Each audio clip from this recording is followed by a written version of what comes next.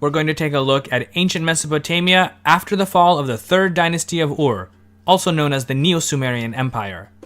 It's this event, and the circumstances that led up to it, that started off what we call the Old Babylonian period. Now it's during this time that the city of Babylon went from being a provincial, let's say small city, to becoming the capital of the lands of Sumer and Akkad. Historians officially date the end of the Neo-Sumerian Empire at 2004 BCE. That's the year when the last king of the empire, Isin, was defeated, and he himself, along with his capital city of Ur, were captured by the Elamites. After they fell, you had a bunch of successor states, many of which were really small fiefdoms. In some cases, after the central authority of Ur was broken, the Ensi, or governor, took over and became king, founding a new dynasty. In other cases, Amorite tribes would take over, and like the Sumerian governors, form their own independent kingdoms and dynasties. Other areas were temporarily occupied by Elamite warlords, who eventually were kicked out. The first family really to rule over the ashes of the Neo-Sumerian Empire was the first dynasty of Isin. The story of this dynasty actually starts in the city of Mari, where its Akkadian founder, Ishbi-Era, was originally from. It's said that he was a commander or general for the last Sumerian king, Isin. In fact, he's mentioned in a letter where Isin orders him to buy a large quantity of grain from the cities of Nippur and Isin, and to bring this to the capital city of Ur. Ishbi-Era though replies that he's unable to because Amorites have been ravaging the country and blocked all of the roads to Ur. He also says that they're about to attack both Nippur and Isin, and asks to be formally made commander of both cities. Isin, whose Neo-Sumerian Empire is crumbling and whose people are starving, doesn't have a lot of options. Nor does he have many commanders who are still loyal to him. Thus, he complies with Ishbi-Era's request. He then tells Ishbi-Era to team up with the other city governors in the region and to buy the grain at double the price if necessary, which he does. Ultimately, the grain reaches Ur. However, it's a small victory. As Isin's authority wanes, the power and ambition of Ensis such as Ishbi-Era grows. There was really nothing, though, that Isin could do. All of his remaining resources and troops had been used sparingly to preserve whatever little territory he had left around Ur. Finally, in 2017 BCE, Ishbi-Era officially proclaims himself to be the new king of Isin and completely independent of Ur. And thus, the first dynasty of Isin was born. Other Ensis followed Ishbi-Era's example, and within a short period of time, there were new little kingdoms and fiefdoms all over Mesopotamia. In 2004 BCE, the capital of the dying Neo-Sumerian Empire, the great city of Ur, was conquered and looted by the Elamite king, Kindatu. Isin was captured and taken back to Elam as a prisoner, and most likely executed. And this is how the Neo-Sumerian Empire and the third dynasty of Ur came to an end.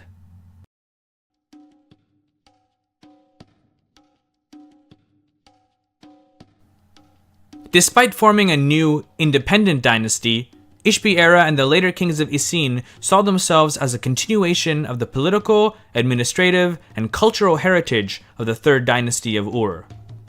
For example, Sumerian still remained the language of all royal edicts and inscriptions, administration, and literature. They made it a point to keep as much continuity with the old order as possible. Another example of this is that the updated king lists of the time showed that there was no break between the two ruling houses of Ur and Isin. One king of Isin, Lapit Ishtar, the fifth king of the dynasty, had his law code written in Sumerian, just like Ur-Nammu had done a century before. This code contained 43 articles whose laws mostly dealt with succession, property, and rules for slaves. Other kings of Isin had hymns composed in their honor and in a style similar to, and sometimes even plagiarizing, those dedicated to Shulgi, the greatest Neo-Sumerian king. In some cases, only the name Shulgi was switched with that of a king of Isin.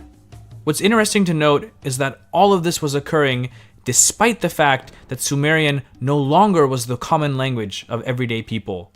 By this time, most people in Mesopotamia spoke Akkadian. In fact, the kings of Isin were all native Akkadian speakers, plus they had Akkadian names. And yet, they continued many Sumerian traditions and imitated the great kings of the past.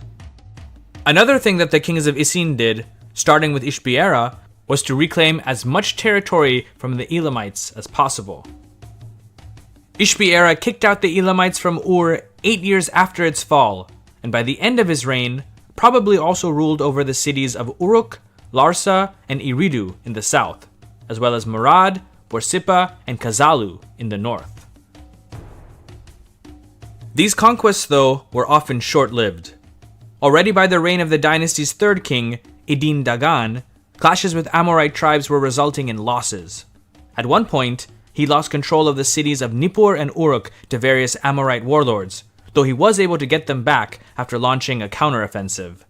However, during the reign of Enlil-bani, from 1860 to 1837 BCE, Nippur was lost for good to the Amorite kings of Larsa.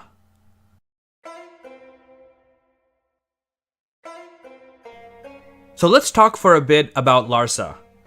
Like Isin, it was a really old city that some believe dates back to the 4th or 5th millennium BCE. Shortly after the fall of the Neo-Sumerian Empire, Larsa was controlled by an Amorite ruling house that traced its ancestry back to a tribal elder named Naplanum, of whom we know little about. We do know that during the years 1941 to 1933 BCE, Larsa was ruled by a man named Zabeya, who claimed the title Rabian Amurum, meaning chief of the Amorites. His successor was a certain Gungunum, who ruled from 1932 to 1906 BCE and captured the great city of Ur during the 7th year of his reign. From that point on, Larsa rose and Isin declined. Due to the success of the Amorite kingdom of Larsa, other groups of Amorites were inspired to settle in the fertile lands of Mesopotamia, which ultimately created more Amorite strongholds and fiefdoms throughout the land.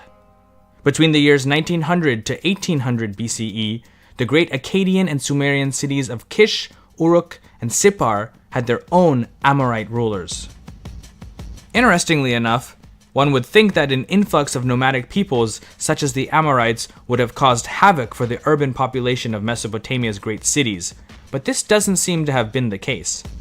Though maintaining their identity for a while, over time, Amorites were able to integrate themselves quite well into their new environment. One reason for this was that the Amorite language was fairly close to Akkadian, as both were Semitic languages. They also adopted the Akkadian script, since as far as we know, they didn't have one of their own. Their religion was also very similar to that of the peoples of Mesopotamia. They also worshipped many of the same gods and goddesses as the people of Sumer and Akkad.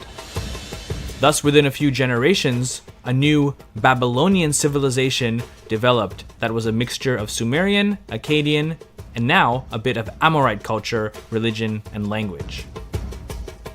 In the year 1894 BCE, an Amorite chieftain named Sumuabum conquered a small sliver of territory near Kish along the left bank of the Euphrates River, and made one of its small cities his capital. In Akkadian, it was called Babylani, or Babilu, meaning the gate of the gods, or also sometimes translated as gateway to the gods. Most of us, though, know it by the Greek version of its name, Babylon.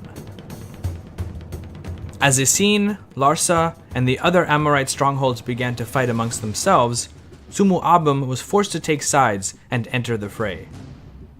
He was quite cautious, though, and never created hostilities with others when diplomacy would do. Following his example, the first 5 kings of Babylon, through diplomatic, military, and marriage alliances, over the span of about 60 years, consistently enlarged their realm. By the 1830s BCE, they had pretty much taken over Akkad and were making their way further south to the holy city of Nippur, which brought them into conflict with Larsa. The results of this particular conflict would change the face of the ancient Near East, and set the stage for the advent of one of the world's most fascinating individuals. We'll get into that and more in the next episode on the Old Babylonian period.